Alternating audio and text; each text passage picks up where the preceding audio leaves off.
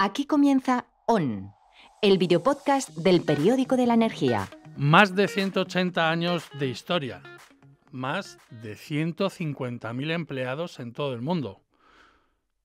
Piénselo, ¿quién podría ser nuestro invitado de hoy? ¿Qué empresa? Porque no hay muchas, como esta compañía que nos acompaña en este nuevo programa de ON, el videopodcast del Periódico de la Energía. No abre las portadas, pero está detrás de prácticamente cada megavatio hora que consumimos de energía en todo el planeta. Fíjense qué dato les estoy dando, ¿eh? Les estoy hablando nada más y nada menos que de Schneider Electric, una compañía que, para decirlo en pocas palabras, hace de todo y encima lo hace bastante bien. Joaquim Daura, bienvenido a ON. Muy buenos días. Él es el Active Energy Management Director de Schneider Electric en Iberia. Sí, señor. ¿Y me he quedado corto o no? Bueno, yo tengo otros roles también, fuera de Schneider. Soy el presidente del clúster de la energía eficiente de Cataluña. Y sí, pero llevo más de 25 años en Schneider, con lo cual muy orgulloso de la introducción que has hecho. Me enorgullece mucho. Pero que la gente sepa que es así, que esta compañía, ahora él nos lo va a contar, a ver si nos lo podés contar un poco, cuáles son las principales actividades en las que estáis trabajando en materia energética.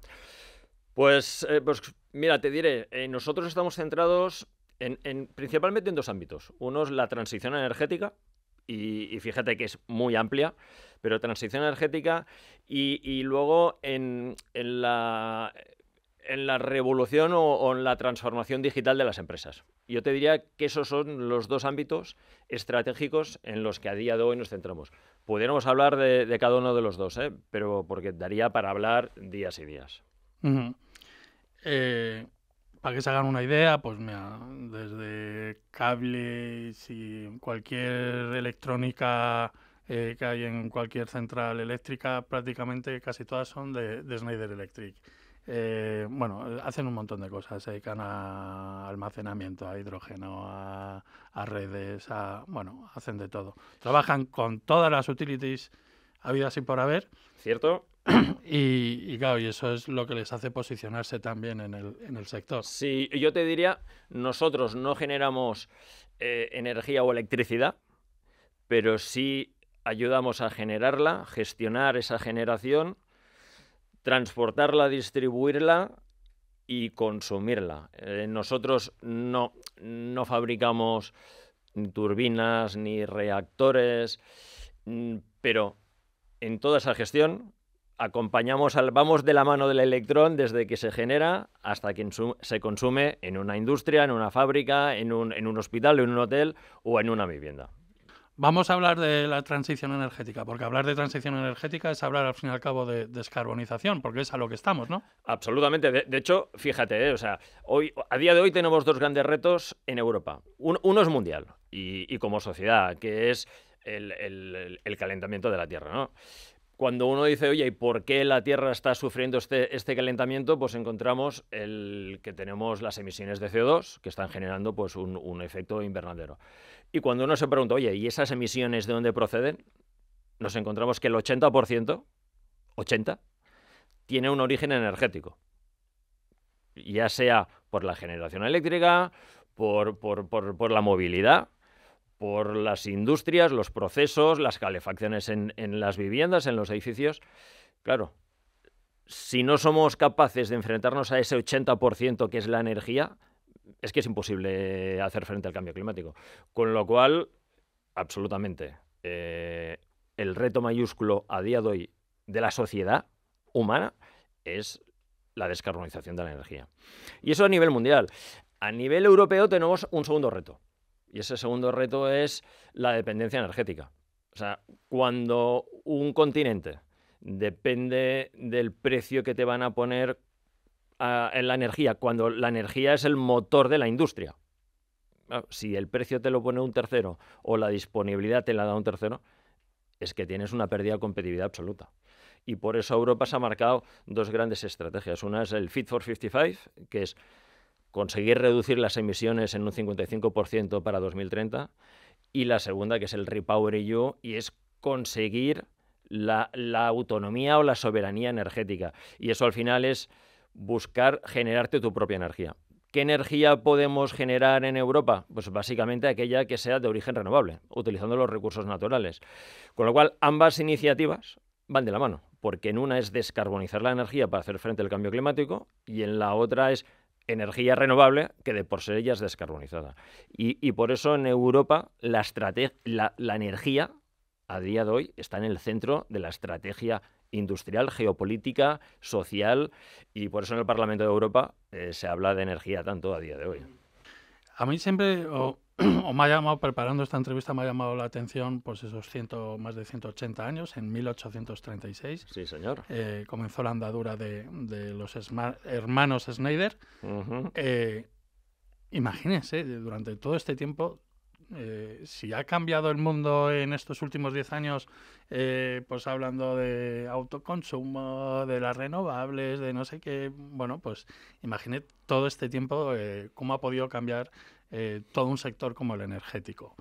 Y claro, y todo de la mano de empresas como Schneider Electric, que ha sido quien realmente, pues ha sido una de las empresas que ha estado en todo este proceso de transformación. Entonces, sí me gustaría si nos pudieras dar alguna pincelada de cómo habéis llevado a cabo todo este proceso de transformación, porque no es lo mismo estar con tecnologías del siglo XIX o del siglo XX a lo que tenemos ahora en la actualidad. Pues fíjate, hablas de más de 100 años de historia, y cuando nos remontamos a los orígenes, para nada era energético. O sea, Schneider en su momento era una empresa de industria pesada. O sea, en su día fabricábamos locomotoras, fabricábamos tema militar, cañones, o sea, era algo de fundición. Estoy hablando de más de hace 100 años. Pero sí que es verdad que ya yo llevo 25 años en la empresa, como te había comentado, y en ese momento, y así Schneider Electric, ya está en un momento en el que dispone de un número de empresas en todo el mundo. Teníamos Merlin-Geren, teníamos Telmecanique, Squardi, que eran absolutas referencias en el mundo industrial, algunas en la parte de control eléctrico o control de la automatización de las industrias, otras más en la gestión eléctrica, y llega un momento en el que se decide poner un orden. Porque al final era una multitud de catálogos, una multitud. Cuando empezábamos con las webs, aquello parecía un árbol de Navidad con tantos logos. Y al final se decidió apostar por la marca en sí y darle notoriedad. Y a día de hoy esa notoriedad existe pues en el sector. Es verdad que fuera del sector quizá no tenemos ese conocimiento de marca, pero absolutamente una referencia. Y desde primeros del siglo XXI, Schneider ya como empresa fabricante visualizamos que debemos evolucionar nuestras propias operaciones hacia una eficiencia. Y empezamos con ya unos programas de eficiencia energética, y me acuerdo el primer plan que tuvimos, que era el Energy Action Plan, que teníamos un objetivo de reducir entonces hablábamos de energía, hoy diríamos de reducir nuestras emisiones, pero antaño hablábamos de reducir nuestro consumo un 20%. Claro, piensa, una factura eléctrica de 100 millones de euros, reducirte un 20%, es significante. Y te estoy hablando de hace 20 y tantos años. Desde entonces hemos ido evolucionando, ya no solo eficiencia energética, hemos ido evolucionando hacia la sostenibilidad. Se creó un barómetro interno en la empresa donde teníamos unos KPIs que para nosotros ya eran indicativos de cómo estábamos evolucionando. A partir de allí llegó un momento en el que vemos que una cosa son nuestras operaciones, pero otra cosa son nuestros clientes. Y tratamos de exportar aquello que hemos aprendido en casa o mediante el desarrollo de soluciones y servicios para ayudar a nuestros clientes.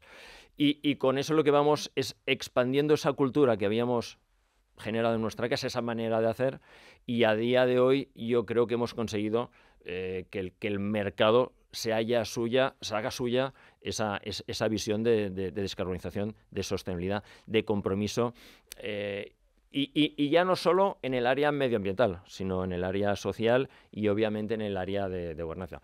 Piensa que a día de hoy, y eso no es algo que nosotros nos autocataloguemos, Schneider está considerada como la empresa más sostenible del mundo.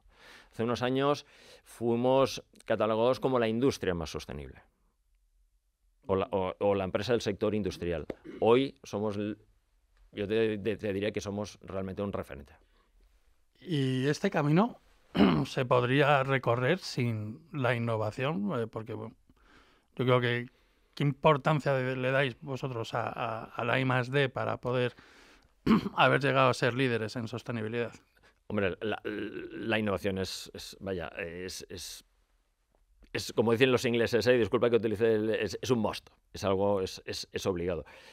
Si tú quieres evolucionar,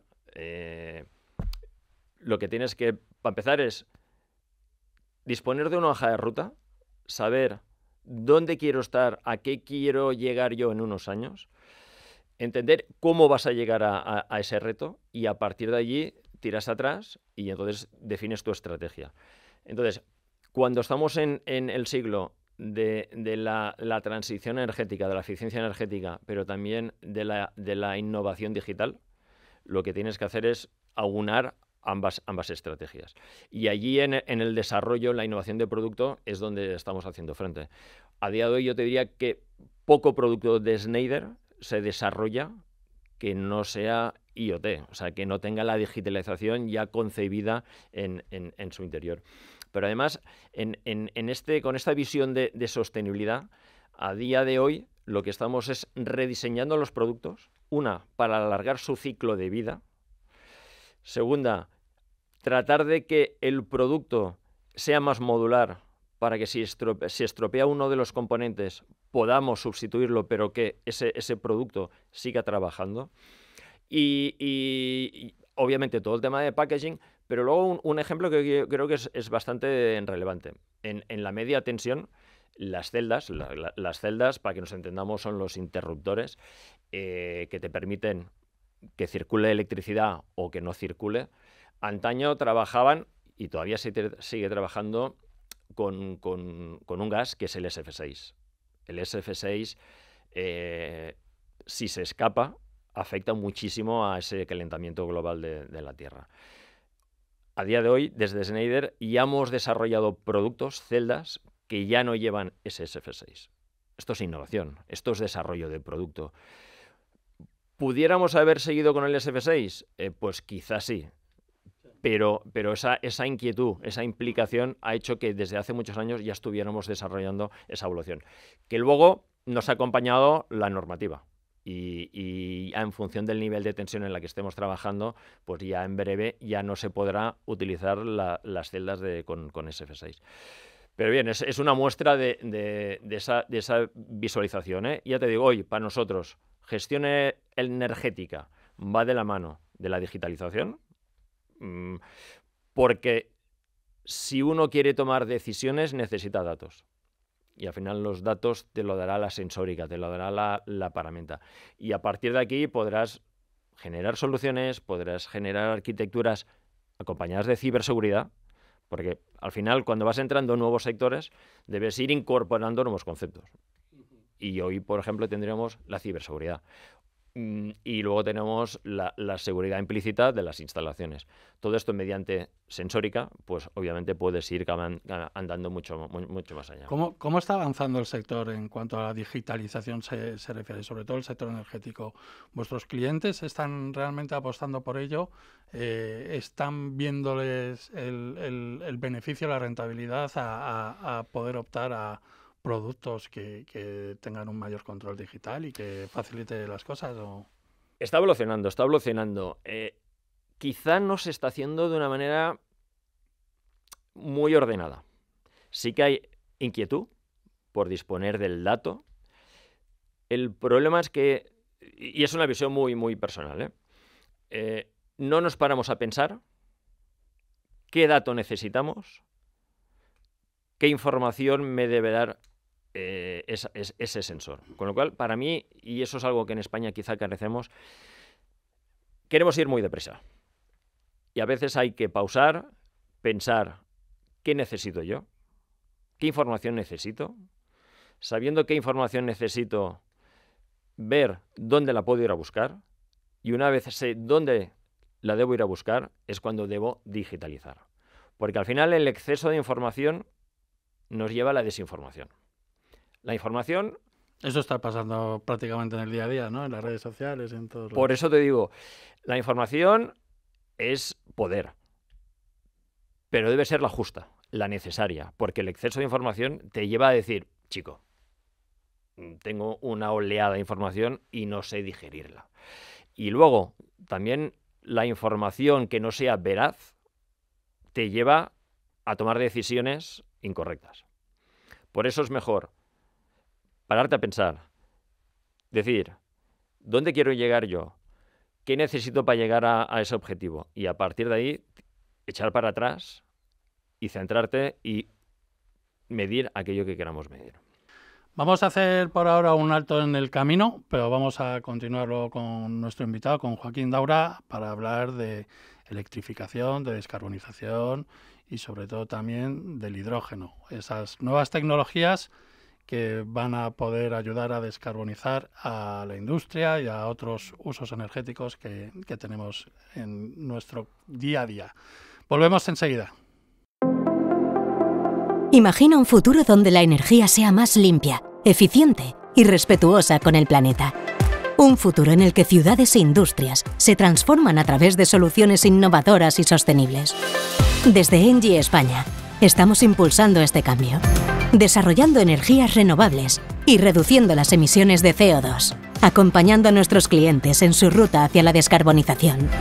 Juntos, estamos acelerando la transición energética para un futuro mejor. ENGIE. Pues ya estamos de vuelta aquí en ON, el videopodcast del periódico La Energía, y les recuerdo que estamos hablando con Joaquín Daura, que él es Active Energy Management Director de Schneider Electric en Iberia, en España y Portugal. Y estábamos hablando de descarbonización, de digitalización, de innovación, que es, digamos, el ADN de esta compañía, ¿no? Pero vamos a hablar también de estas variantes que hay, ¿no? Porque siempre se habla de que el camino más corto, ¿no?, en la descarbonización puede ser la electrificación de la demanda. ¿Cierto? ¿Estáis de acuerdo en eso? Sí, absolutamente. De hecho, es lo más eficiente. Y ese debe ser el camino. Debe ser... A ver, a mí me gusta hablar cuando hablo de energía, me gusta hablar de darle 5 dimensiones a la energía. La primera, como hemos hablado antes, ha de ser descarbonizada. Y esa ya es como te decía antes, el must, es el básico. A partir de aquí, debe ser diversa. Porque en España quizá estamos cayendo mucho en el error de la fotovoltaica. Hay muchas más energías y existen nuevos vectores que hablaremos de ellos. Con lo cual, diversa. Porque al final habrá zonas donde habrá mucho viento y ahí aplicará la eólica. Habrá zonas donde, si es verdad, como en España que tenemos mucho sol, aplicará la fotovoltaica. Pero habrá zonas donde aplicarán otras energías. Con lo cual te decía, descarbonizada, diversa, descentralizada. Y ahí la electrificación es un ejemplo, ¿no? Y el autoconsumo ya nos lleva a esa descentralización. Y el nuevo modelo de negocio eléctrico y energético nos llevará a eso. Partimos de inicios del siglo pasado, que teníamos unas grandes centrales y unos consumidores alejados. En el siglo XXI debemos buscar un acercamiento. Y un ejemplo ya es la autogeneración, ¿no? o el autoconsumo. Luego tendremos una cuarta dimensión, y lo hablamos también, digitalizada. La energía debe concebirse, debe generarse ya de una manera digital. No podemos en el siglo XXI desligar la digitalización de la generación y el consumo de la electricidad y de la energía. Y tú te preguntarás, te falta una dimensión. ¿Cuál es esa? Para mí, la democratización de la energía. La energía debe ser para todos, la debemos acercar a todos. Y uno pudiera pensar, estás hablando de pobreza energética. Sí, pero no solo. Luego estamos las empresas. Las empresas necesitamos una seguridad. Ahora mismo, y luego hablaremos de hidrógeno. Una empresa, si queremos evolucionar el hidrógeno, hay que apostar, hay que invertir. necesitamos darle al hidrógeno una seguridad, con lo cual una legislación, como pasó lo que no vuelva a pasar, lo que pasó hace unos años con la fotovoltaica, donde aparentemente íbamos a dar un precio al kilovatio hora y luego dimos un paso atrás. Con lo cual, democratización, dar seguridad a todo el mundo. Pobreza energética. Al fin y al cabo, energía barata. Accesible y a poder ser, más que barata, el precio que toca. Porque al final, si la energía es a coste cero... Bueno, a ver, efectivamente. No, entonces nadie produciría energía. Eso, ahí lo quería llevar, correcto. Que haya una cierta rentabilidad para poder cubrir los costes y las inversiones que se realicen por parte de las empresas. Porque eso, al final todo... Con eso contaba ya. Venga, vale, pues estamos de acuerdo ahí. El hidrógeno es uno de esos vectores que está empezando a asomar. Parece ya que es la solución mágica a todos los problemas de descarbonización que hay en el mundo, sobre todo en Europa, con la crisis energética. Parecía que todo el mundo, wow, ya con el hidrógeno ya nos desenganchamos del gas ruso y ya podemos ya no depender de nadie, etcétera, etcétera. Pero parece ser o las señales que se están viendo ahora al paso de los años y de los meses es que no está siendo tan fácil, ¿no? como se suponía. A ver, o se presuponía en un principio, ¿no? Cierto es. La velocidad es la que es, pero estamos en un periodo de transición energética. La propia palabra ya lo dice, transitar. Transitar es pasar del 0 al 100 durante un periodo. No se puede hacer de manera digital en un único año. Además, pensad que estamos en un momento, a pesar de que sí que el hidrógeno se conoce hace muchos años, que es un gas, obviamente, que ya se ha venido utilizando, lo queremos utilizar a mayor escala, con un volumen muchísimo mayor. Y para eso hay que evolucionar la tecnología que a día de hoy tenemos. Pero al final, los que estamos en el sector somos conocedores. Hace un par o 3 años se hablaba de muchísimos proyectos. Eran proyectos que estaban en fase conceptual, en fase de ideación de proyecto. Generalmente de esos 20 proyectos va a acabar uno realizándose. Con lo cual, nosotros ya esperábamos que de esos cientos de proyectos pues se materializarían unos pocos. Y entonces, para mí es lo que está pasando. Hubo un aluvión de proyectos y ahora cuando la gente se pregunta, oye, pero todo aquello, ¿qué ha pasado? No, es verdad que hay unos pocos. Yo también creo que este año se ha reducido la velocidad crucero un poco, pero por temas ya más políticos. Y ahora que ya se ha llegado a ciertos acuerdos, el año que viene volveremos a ver lo que en el sector llamamos FIDs, que son al final es el acuerdo para financiar los proyectos, y lo sabrá. De hecho, hace relativamente muy poco se ha aprobado ya un proyecto de British Petroleum, de BP, de la mano de Iberdrola, y ese ya se está empezando a trabajar. Repsol también este año ha aprobado uno en el País Vasco y tiene en cartera unos cuantos proyectos. Cepsa o Moeve también tienen en cartera ciertos proyectos. Y en Portugal pues también hay una serie de proyectos que ya se están realizando y para el año que viene también esperamos unos cuantos proyectos. Con lo cual, la velocidad, es la que es. A ver, yo lo decía porque sobre todo a mí como periodista que estaba contando todos estos proyectos que se anunciaban y los planes de la Comisión Europea y de toda Europa y que ahora vamos a hacer una red de hidrógeno a lo bestia, como si se hiciese en 2 días y como si no costase dinero. Entonces, a uno le daba la sensación de que a lo mejor se estaba creando una especie de burbuja, ¿no?, alrededor del hidrógeno verde o hidrógeno renovable. Bueno, pero lo que te decía, nosotros ya damos por bueno que de cada 20 proyectos en esa fase de ideación, al final llegará a un término uno. Pero fíjate, tú conocerás que hubo la subasta de hidrógeno, el Banco del Hidrógeno de Europa. Al final, las ayudas, ¿dónde se han dado? Se han dado en un 80% a proyectos en la península ibérica, en España y Portugal. Y cuando uno ve los proyectos que se presentaron a esa subasta, casi en un 50% eran de la península ibérica. Pero eso es más sobre todo por los costes, ¿no? Te quiero decir, al final aquí es donde tenemos la energía más barata y es donde puedes producir el hidrógeno de una manera un poquito más barata. Es así. Al final, cuando uno estudia o analiza el coste por kilo producido de hidrógeno, se da cuenta de que la electricidad es el mayor de los costes. Y además que interviene en todo el ciclo de vida, porque sí que la inversión inicial en la planta puede ser mayor, pero cuando la terminas ya está, la vas amortizando. En cuanto a la electricidad, la necesitas durante todo el proceso de generación. Y es un proceso electrointensivo, se necesita bastante electricidad. Y además, para que sea hidrógeno verde, debe ser de electricidad de origen renovable. Y en España, por el mix eléctrico que tenemos, además debe ser adicional, una electricidad adicional, con lo cual debe ser de una planta de generación eléctrica que tenga menos de 3 años. Con lo cual, todo eso, pues bueno, son ingredientes de la receta. Le dan cierta complejidad, bueno, también le dan cierto atractivo y cierto reto, y que para eso estamos. Sí, desde luego, eso está claro. Pero claro, cuando uno ve luego el Plan Nacional de Energía y Clima del Gobierno y ve las cifras que ellos ponen...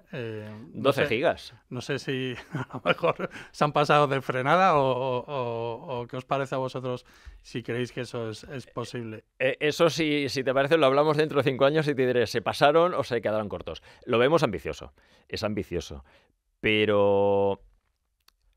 Hoy por hoy España tiene una oportunidad. España y Portugal tenemos una oportunidad. Si no somos ambiciosos frente a esta oportunidad, pudiéramos perder el tren. Con lo cual, a mí me parece bien ser ambiciosos y acompañarlo, y tú lo mencionabas, de una infraestructura. Para mí, el disponer de una infraestructura es un reto, pero es una oportunidad también. Con lo cual, porque si no tuviéramos esa infraestructura, aparecerán proyectos, pero aparecerán proyectos muy cercanos al consumidor. Es el caso de Fertiberia, el caso que te mencionaba de British Petroleum, BP, el caso de Repsol. Al final se genera el hidrógeno muy cercano allí donde va a haber el gran consumidor. Si queremos democratizar una de esas dimensiones que te daba yo antes de la energía, si la queremos acercar a todo el mundo o a las industrias que lo necesitan, necesitamos esa infraestructura. Pero si nos queremos convertir en el polo de desarrollo del hidrógeno para Europa, no tenemos suficiente con una infraestructura interior. Debemos ser capaces de conectarnos con Europa. Y para eso tenemos el H2Med, que es un proyecto IPCEI, es un proyecto que Europa ha declarado como estratégico, con lo cual va a invertir, y en el que Nagas está trabajando con el soporte del Ministerio de España. Pero ¿y cómo podemos hacer aumentar, digamos, la demanda, el consumo de ese hidrógeno aquí en nuestro país? Porque tampoco tenemos las cifras que puedan manejar otros países europeos, ¿no? En donde sí se consume más hidrógeno.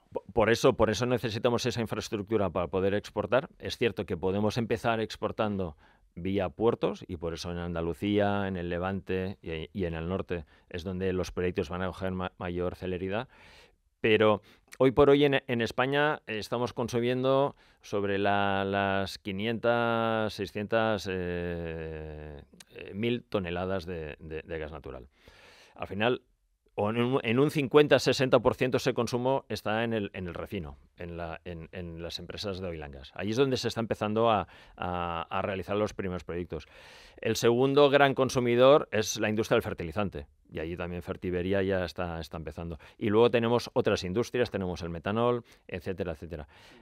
Lo que tenemos que hacer es que estos consumidores empiecen a apostar, y para eso, a mi modo de ver, hace falta un acercamiento o una visión público-privada. El que se siga invirtiendo, quizá no tanto en inversión en formato CAPEX, de inversión inicial, sino ayudar más al OPEX y luego facilitar todo el trámite que se necesita para llegar a construir las plantas de hidrógeno. Luego, otro coste que es relevante es el coste de acceso a la infraestructura eléctrica. Con lo cual, quizá, si queremos ayudar a estos proyectos, pudiéramos particularizar los proyectos de hidrógeno y reducir ese coste que al final, a día de hoy, representa entre 1 euro, 2 euros por kilo producido de hidrógeno. El atasco que hay ahora, por ejemplo, en la red eléctrica española, ¿eso puede perjudicar el desarrollo del hidrógeno? Absolutamente. Absolutamente. Piensa que el hidrógeno va de la mano de la electricidad. Y no solo, y te diría, de la electricidad de origen renovable. Con lo cual necesitamos, por un lado, que nos llegue el suministro eléctrico, y eso al final es el transporte, la distribución eléctrica, pero luego a su vez necesitamos la garantía de origen, que son, si quieres, son dos canales distintos, pero necesitamos de ambos. Si no nos llega la electricidad, siendo además un proceso electrointensivo, no va a haber hidrógeno, con lo cual, absolutamente. Quería hablar de la tecnología, los electrolizadores. ¿Para cuándo? Porque parece ser que dices, no, es una tecnología que ya es madura, que ya se conoce, que no sé, pero no veo que se esté produciendo, que haya grandes fábricas de producción a gran escala de electrolizadores, ni aquí, ni en Europa, ni en Estados Unidos. En China lo desconozco un poco más, pero supongo que sí se estarán poniendo más hay, en las Estados pilas, Unidos. pero no sé si es suficiente, ¿no?, para todo lo que se necesita o todo lo que se quiere hacer. A ver, las empieza a ver, o sea, las empieza a ver en Europa, van creciendo, es verdad que todavía los volúmenes son pequeños, pero tampoco hay suficientes proyectos como para que ellos han dado ese paso. Es la pescadilla que se muerde la cola. Eso le pasa mucho al sector energético, ¿no? En muchos aspectos. Dentro del mundo del hidrógeno, y si quieres luego lo hablamos, lo que sí está, y relacionado con las dos iniciativas que te hablaba al principio, el Fit for 55, el REPowerEU de Europa, se está cascadeando mucha legislación, mucha normativa. Una de ellas es el Net Zero Industry Act, ¿no? Europa apuesta claramente por la descarbonización, pero además dice, oye, queremos reindustrializar Europa y lo que queremos es que esa nueva industria que debe generarse, que es industria para tecnología orientada a la transición energética, se quede en Europa. Y entonces el Net Zero Industry Act dice que al menos el 40% de esa tecnología deberá fabricarse en Europa.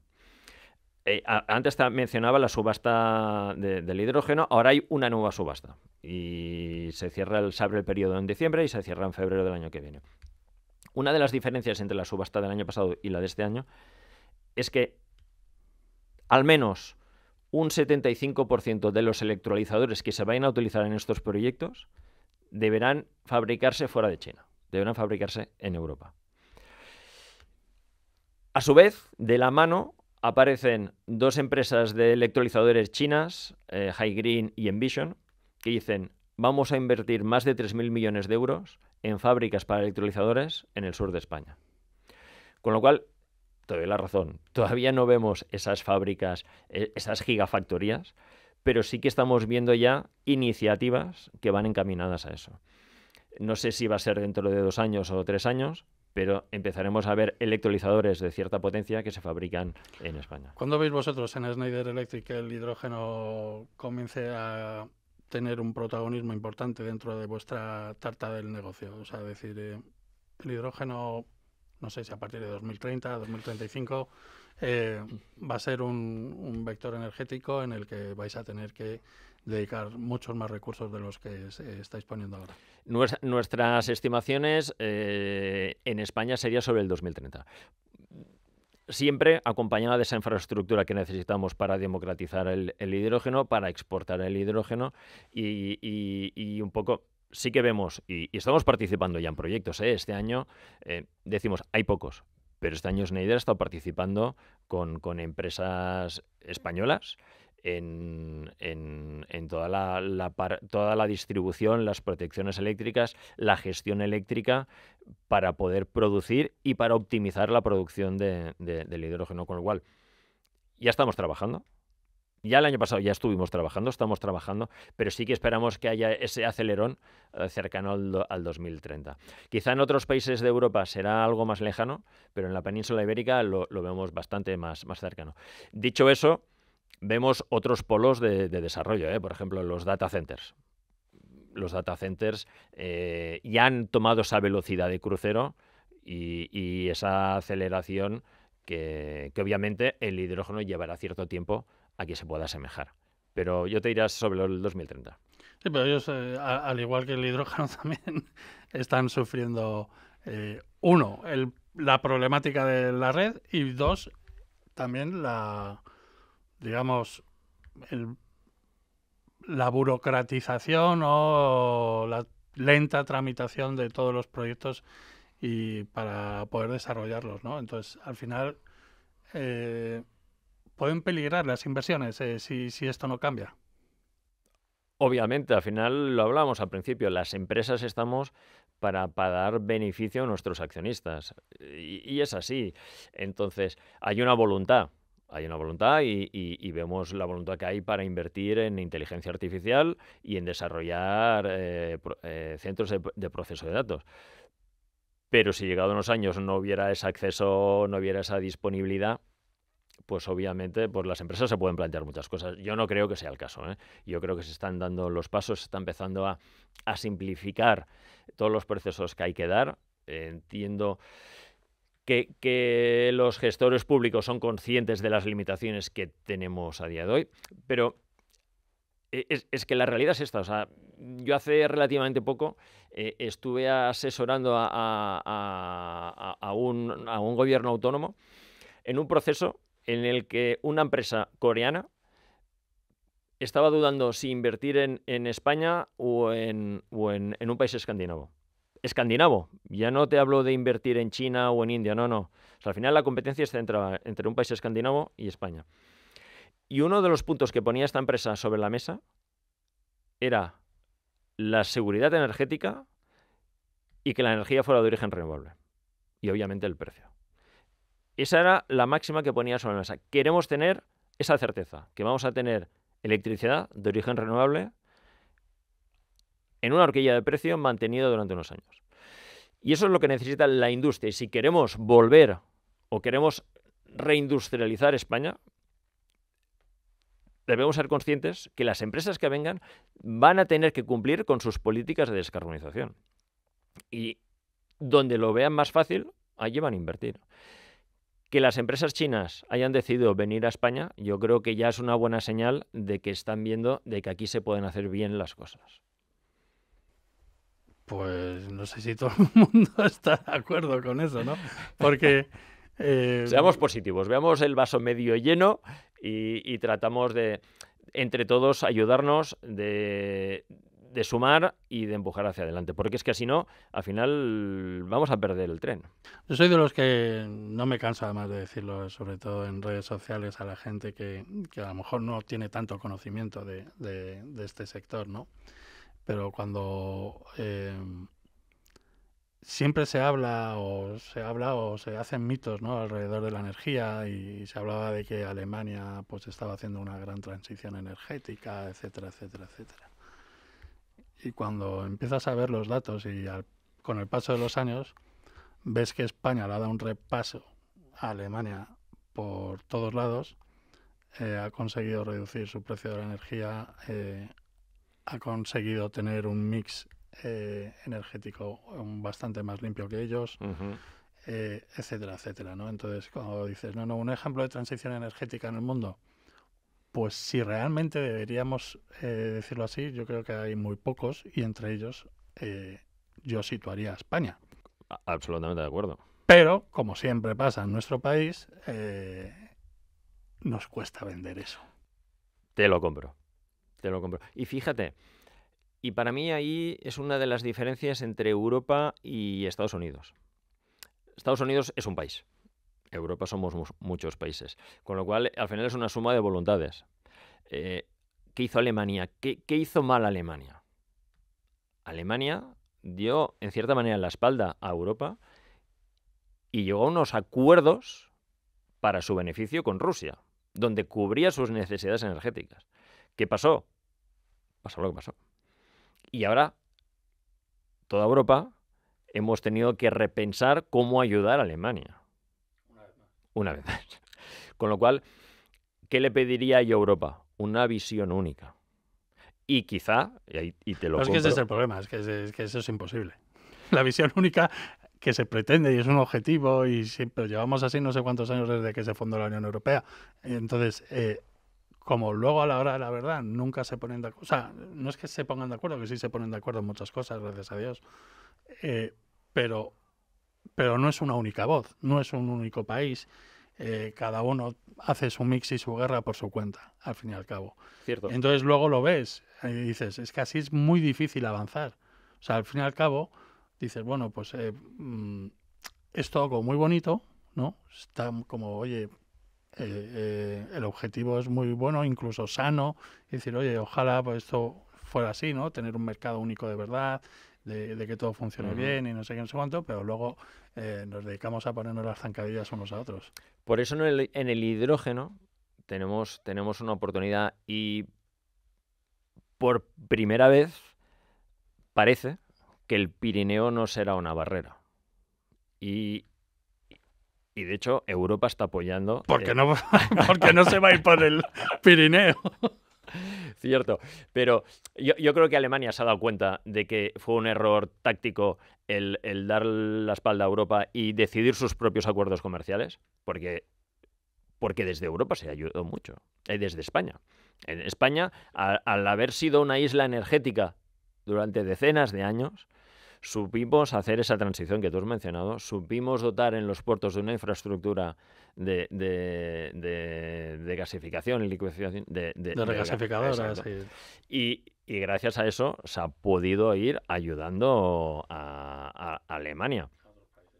Con lo cual yo creo que es una lección aprender.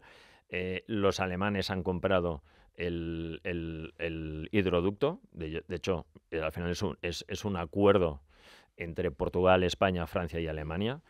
Y Europa para el 2030 tiene el objetivo de consumir 20 millones de toneladas de hidrógeno verde, de las cuales 10 debieran generarse en Europa. Y España está posicionada para generar al menos un 20% de esas 10 millones de toneladas. Y eso lo avala también el Call for Interest que hizo Enagás, donde pidió a los distintos inversores, empresas energéticas, qué proyectos tenía en mente, los consumidores locales españoles que iban a utilizar el hidrógeno, con lo cual iban a hacer esa evolución. Y ahora se está realizando otro Call for Interest para la exportación de hidrógeno desde España a Europa. Yo creo que los ingredientes los tenemos. Ahora nos falta, es verdad, que hay ciertos contextos externos, como puede ser el acceso a la energía, en este caso a la electricidad de origen renovable, la competencia que va a haber con los CPDs en cuanto a disponer esa electricidad, a ver quién dispone de ella, la evolución en cuanto a la madurez de la tecnología. Necesitamos que los electrolizadores sean más eficientes para producir más cantidad, más horas y a un menor coste.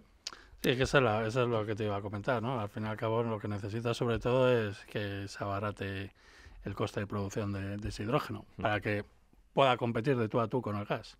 Sí, con el hidrógeno gris, que al final es competir con el gas natural, porque al final el hidrógeno gris procede del gas natural.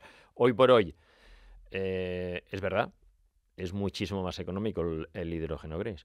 Pero luego también tenemos las políticas de descarbonización de las empresas. Y te hablo yo, que trabajo en Schneider y que llevamos más de 20 años con el ADN de descarbonización.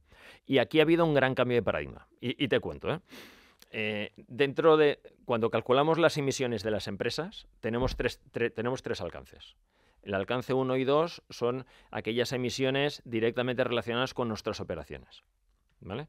Pero luego tenemos el alcance 3. Y en el alcance 3 tenemos las emisiones generadas por nuestros proveedores y las emisiones que generan nuestros productos durante todo el ciclo de vida. Los proveedores llamamos emisiones 3, alcance 3 aguas arriba. Las emisiones que generan nuestros productos en el ciclo de vida son las emisiones alcance 3 aguas abajo. ¿Qué pasa? Y te pongo como ejemplo a Schneider, pero muchísimas otras empresas están haciendo lo mismo. Yo empiezo por descarbonizar mis operaciones, ¿vale? El alcance 1 y el alcance 2. Compro electricidad de origen renovable, genero parte de esa electricidad con autoconsumo, eficiencia energética, eficiencia energética, eficiencia energética. Al final, si puedo consumir menos por producir lo mismo, eso es muchísimo más económico. Con lo cual, es lo primero que hacemos todos. Digitalización, para tener esa información y poder tomar decisiones. Y cuando tengo esto controlado, he reducido las emisiones de mi alcance. Pero si yo me quiero comprometer en descarbonizar todo mi portafolio, me debo comprometer también en el alcance 3. Con lo cual, ¿qué debo hacer? Hablar con mis proveedores y pedirles que se comprometan también. Y ese es el gran cambio de paradigma, porque hace unos años, hace 20 años, yo me dedicaba a las auditorías energéticas, visitaba una industria, estaba con el responsable de mantenimiento, de ingeniería, hacíamos la auditoría, les sacábamos toda una ristra de actuaciones, se las presentábamos, la persona, el responsable, se las quedaba, llegaba octubre, donde empezaban a hacer presupuestos, presentaban las acciones que tenían y empezaban a hablar con variación de velocidad, armónicos, temas muy técnicos. El director de la empresa decía, chico, no he entendido qué me has dicho, me voy a invertir en el CRM que nos aportará productividades, bla, bla, bla. Y esos proyectos quedaban en un cajón. Hoy, esa misma empresa, el director general recibe un comunicado de su cliente donde le dice, Schneider Electric se ha comprometido a reducir sus emisiones en todo su alcance, nosotros ya lo venimos haciendo desde hace 20 años, y necesitamos que vosotros de media os comprometáis en reducir un 50% vuestras emisiones directas. Ese mismo director general que antaño le decía al director técnico de mantenimiento, no sé de qué me has hablado, hoy vuelve a citar al tono del comité de dirección y les dice, señores, hemos recibido un comunicado de nuestro cliente tal donde nos dice que tenemos 5 o 10 años para reducir nuestras emisiones en un 50%. Con lo cual, no sé cómo lo vamos a hacer, pero espero que me digáis en los próximos años qué acciones vamos a hacer para reducir esas emisiones. Con lo cual, hay un cambio de paradigma. Antes yo le iba a vender auditorías energéticas, hoy ellos me están pidiendo cómo les puedo ayudar a reducir, porque si no van a hipotecar su propia empresa. Y eso existe en el mercado. Con lo cual, las empresas tenemos ese ánimo de reducir nuestras emisiones. Nuestras empresas deberán empezar a consumir hidrógeno si quieren reducir sus emisiones. Y eso debe acompañar al consumo del hidrógeno. Igual que debe acompañar toda la normativa que nos llega a Europa. Y que en España hay que empezar ya pues, a transcribir. Se nos está acabando ya el tiempo, pero quería comentar contigo si en Schneider también, aparte del hidrógeno, de los centros de datos, de todo, ¿qué otros vectores, qué otras tecnologías veis que en el futuro, con las que estáis empezando a trabajar a lo mejor, que en el futuro puedan ayudar a lograr esta transición energética? Mira, algo que creo sinceramente, y aplica transversalmente a muchos segmentos, es el gemelo digital. La inteligencia artificial. El gemelo digital es un concepto y al final es virtualizar la planta que voy yo a construir o que voy a utilizar para fabricar lo que fuere. Y lo que hacemos es empezar en esa conceptualización de planta virtual en la fase de ideación o de concepto, donde mediante una serie de objetos que simulan distintas áreas de la empresa, un electrolizador, yo lo tengo un objeto que lo simula. Tengo un parque fotovoltaico, un parque eólico que lo simulan. Y lo que voy haciendo en esa fase de ideación, digitalmente, dimensionar la planta, para ver si va a satisfacer mis necesidades. A partir de aquí, ya tengo un primer concepto digital. Lo evoluciono en el proyecto ingenieril. Yo esos conceptos que tenía, solar, fotovoltaica o solar eólica, almacenamiento de energía, electrolizadores en el caso de... los empiezo a unir. Para eso debo cablear, debo tener tuberías, debo tener un cierto dimensionamiento, proyecto de ingeniería. Estoy arrastrando ese mismo proyecto, ese concepto digital lo estoy evolucionando. Llego a la puesta en marcha. Ese mismo concepto lo evoluciono y empiezo a poner la puesta en marcha. Justo antes de la puesta en marcha ya tengo la planta virtual. El operador puede empezar a trabajar con esa planta virtual y ya empieza a hacer simulaciones. Oye, ¿qué pasaría si yo en vez de trabajar esta presión trabajo esta otra? ¿Qué pasaría si yo cierro esa válvula o abro ese interruptor? Y empieza a trabajar como si estuviera en la planta. Pero luego incluso ya en la fase de operación ya no este concepto digital ya no se alimenta de datos teóricos, se alimenta de datos reales. Con lo cual el operador ve cómo se está alejando de su óptimo punto de funcionamiento, con lo cual va preveyendo también males funcionamientos. Y además, cuando ya estamos en esa fase ya de dato real, podemos buscar optimizaciones. Y en el caso del hidrógeno se ve muy claro. El hidrógeno, decíamos, el coste eléctrico es el mayor de los costes. Y además necesitamos que sea electricidad de origen renovable, con lo cual me limitan mis horas de operación. Y yo quiero producir el máximo para poder distribuir los costes. Si yo tengo una planta fotovoltaica, una eólica, tengo un contrato de energía, un PPA, y quiero producir lo más económico, pero puedo tener penalizaciones de mi cliente, debo orquestar todo esto, debo optimizar todo esto. Y esto te lo hace la digitalización, la inteligencia artificial. Con lo cual, desde Schneider, donde vemos mucho futuro es en esa creación del gemelo digital, desde la fase conceptual a la fase final. Que haya una continuidad digital, y en el caso del hidrógeno y en el caso de Schneider, lo que sí que hemos desarrollado es un gemelo digital para proceso, el electrolizador, pero también para la parte eléctrica, porque en el caso del hidrógeno la electricidad es crítica. Pues habrá que prepararse para todo ello, ¿no? Porque habrá que dar cabida tanto a los centros de datos como para poder llevar a cabo toda esta digitalización y todos estos gemelos digitales que nos comentas. Pero también hay que dar cabida al hidrógeno, hay que dar cabida al consumo eléctrico, a la movilidad, a una mayor demanda, a toda la movilidad del transporte. Don Joaquín, ha sido un placer tenerle con nosotros, Joaquín Daura, de Schneider Electric.